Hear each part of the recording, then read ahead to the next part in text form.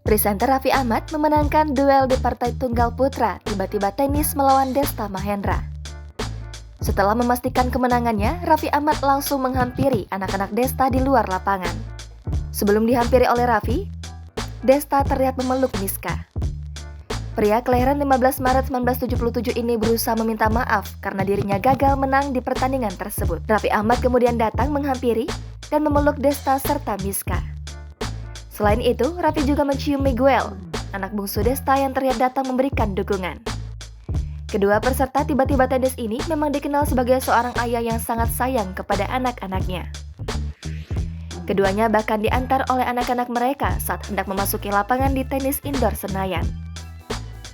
Raffi Ahmad memasuki lapangan dengan tepuk tangan meriah, lantaran menggendong Ryanza atau Cipung dan merangkul Rafathar. Sementara Desta juga berjalan memasuki lapangan ditemani oleh Megumi, Miska, dan Miguel.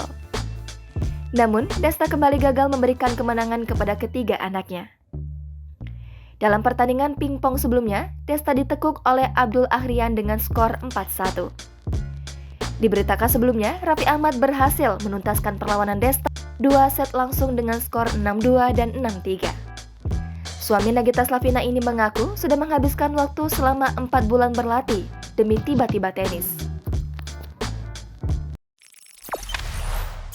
Jangan lupa subscribe, share, komen, dan like ya!